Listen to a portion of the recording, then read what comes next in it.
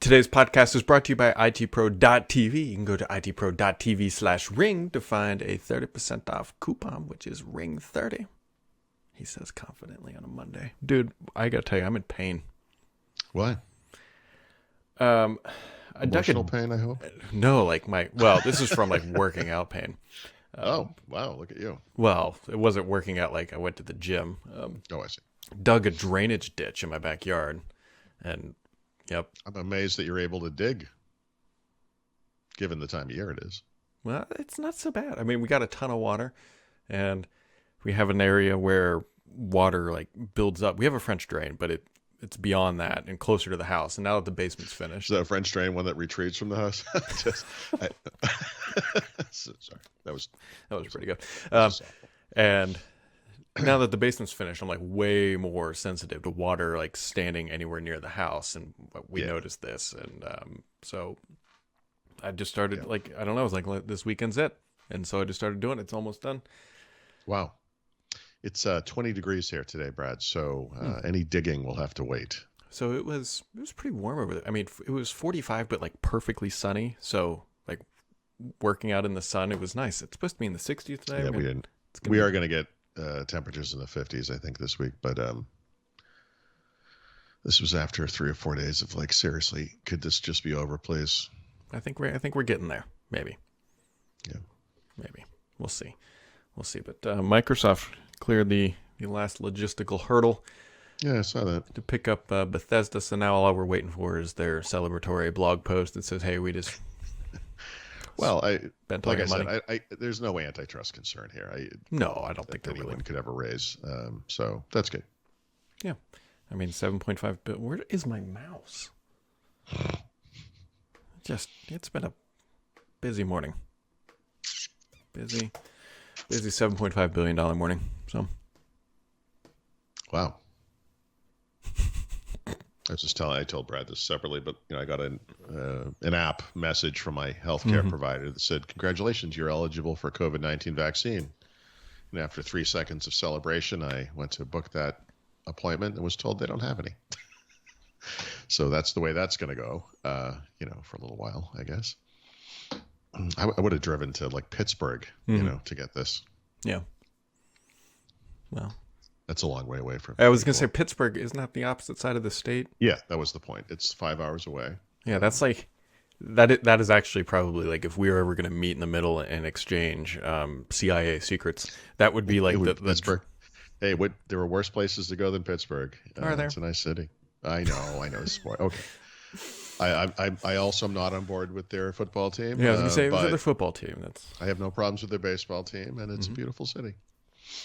Yep, Three River Stadium or something like that. Mm-hmm. Yeah, so, beautiful. Yeah. Other things that are beautiful is that if you use the browser on your Xbox. So, go ahead. I'm sorry. They're bringing. I think they actually just took the Windows 10 Edge desktop app, put it into a little sandbox, and then just that's what I figured. Vomited on. I know. I'm sorry. I keep doing this. What do you think the point of this is? People aren't en masse browsing the web from their consoles, right? Is there some platform reason? I think there's a couple. Other than they shouldn't keep the old one around, right? Yeah, I think that's part of it. That you just wrote a thing that they talked about at Ignite, unifying their code base across everything, and so kind of awkward to say that, and then you look at Xbox and well, yeah, and that triggered the natural questions. Well, what about Xbox? I mean, Xbox is one of their platforms. Where's that? And so I guess now we know, but yeah. It also looks like too, like it's an actual like full-fledged client, like it syncs all your stuff across your Microsoft Edge account. So I don't think I have an insider build on the Xbox One. Well, it's like a very specific. It's insider alpha, but then skip ahead. Like you gotta don't. You gotta sacrifice 3 doves and a duck to get into that. You're making me forget a childhood memory when you tell me about such nonsense as the Xbox Insider program and how it works. It's just not worth figuring out. Yeah, there's a lot of... We'll get it eventually. I'm okay with it. I'm never going to use it anyway. I'll look at it, be like, oh yeah, look at that. It's the browser. I was trying to think too. Have they only shipped one update to the Xbox? To everybody, right? They've done like one big update. For Edge, you mean? No, for the whole console. What do you right? mean? They did one big update like in like early December or something like that. Oh, you mean like a Yeah, dashboard update? Oh, can, um, can only think of one, but there might be more. I don't know if no, there's more. I think you might be right. I hadn't really. Hmm. Yeah, I think you're right. So, um, yeah. Also, other things too. If you are an Exchange server admin, the news is not getting We're very sorry, and you're probably not listening to this. like it. So, Yeah, it yeah, started out bad. Like, hey, you've got to go patch, and that's one thing. Okay, you got to go patch, and then it kind of just dribbled out that like this is like really bad. Like, here's how really, bad it really is. bad. Remember SolarWinds and how SolarWinds was the end of the world? Yeah, Microsoft said hold my credentials. They're democratizing vulnerabilities here. SolarWinds, off the top of my head, I think it was like 18,000 servers were compromised, or organizations or whatever the number is. As of the other day, when I wrote the article, it was like over at least 30,000 organizations had been exploited or were vulnerable due to this Exchange thing. I believe the number today is perhaps as high as 100,000. It's big. Like it's not even close. Well, see, the other thing too is that you might just be saying like Brad, but just go to Microsoft 365 or whatever. Like it doesn't really work though, because if you run a hybrid environment, you have to have, I believe it's called Azure AD Connect. And to run Azure AD Connect, Paul, what do you need on-prem? An Exchange server. Yeah, of course. Well, of course. And so, Yeah. yeah. Hybrid sounds like a good idea. Until the Although to me, vulnerability it's is like in honestly, that closet. Yeah, it sounds like complexity to me. I mean, I look, you can kind of follow the path of this stuff, and but the reality is that Exchange Server is an incredibly complex environment, always has been, and yeah, if you can offload that, I recommend doing so.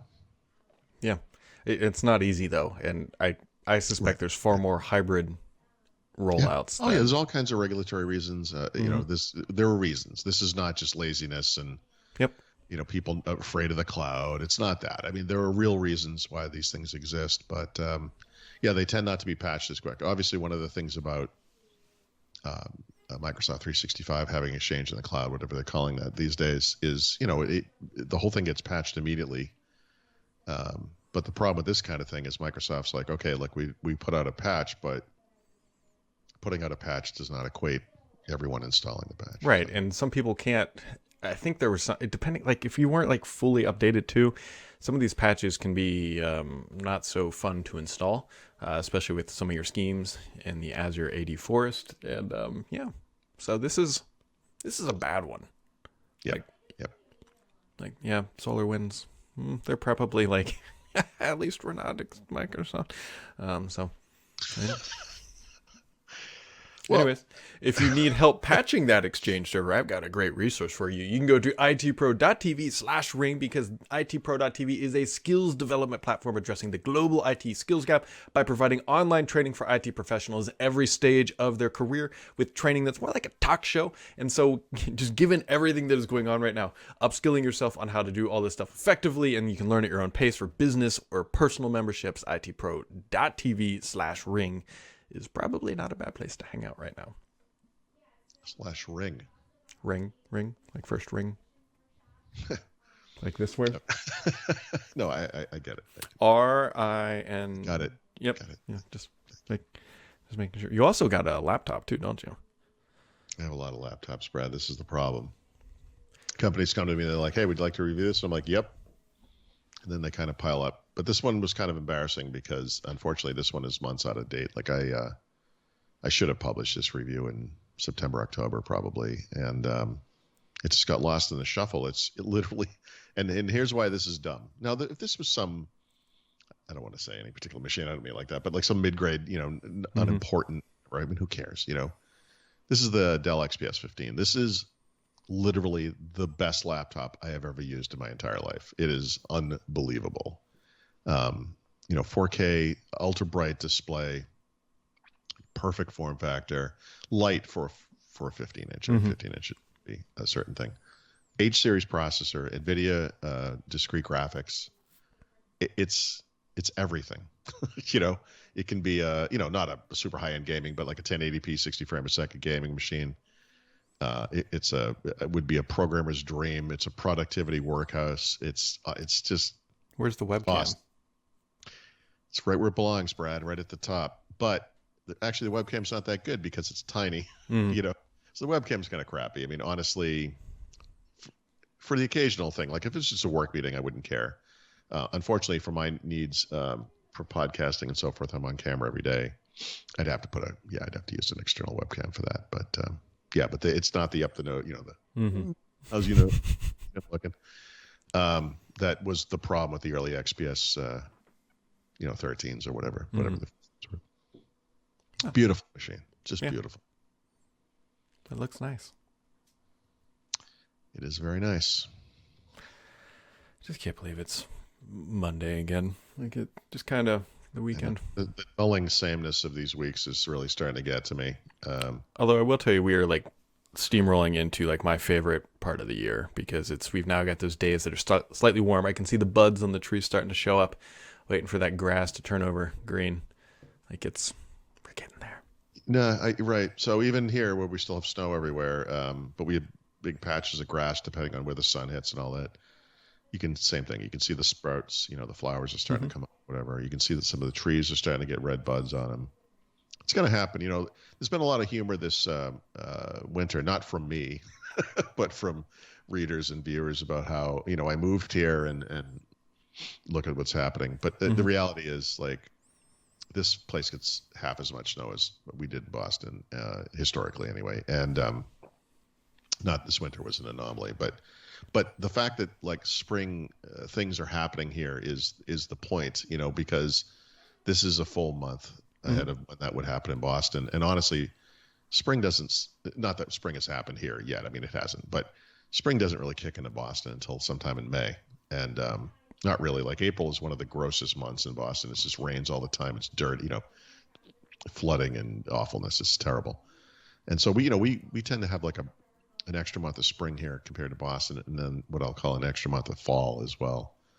And that was the point. But that said, I've been actively researching the next move, Brad, because I as we walked the dog, literally 20 degrees, and I said to my wife, I don't ever want to live a place where there's a 2 in front of temperature. like that is. I am tired of this. I would say Texas, but I think we just proved that doesn't always happen. Not the Texas. Yeah, it's tough because no place is perfect, right? And those places do have perfect weather are overrun, like Los Angeles, for example. Where you got to move to Hawaii, which if you do that, I will be visiting you frequently. Oh, I'd love to do that, but I can't afford. That's the other, it's.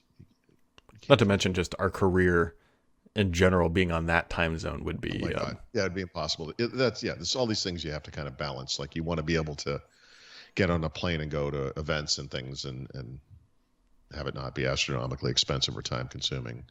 There's a lot that goes into it. So yeah, this isn't going to be the final stop unless I get hit by a bus or something. We'll keep crossing our fingers. I know. It's going to happen. I'm clumsy. Hopefully not that clumsy. Hopefully not that. Oh, I will die. Here's my prediction, and you can all laugh about this after it happens. I will die stupidly. That's. Well, I mean, that just means any day of the week. Like that's not. He went out like he came in, like an idiot. Oh, well, wraps it up today, folks. But today's show is brought to you by itpro.tv. Go to itpro.tv/ring for an exclusive First Ring Daily offer, and we'll catch all of you back here on tomorrow unless Paul plays in traffic. No promises.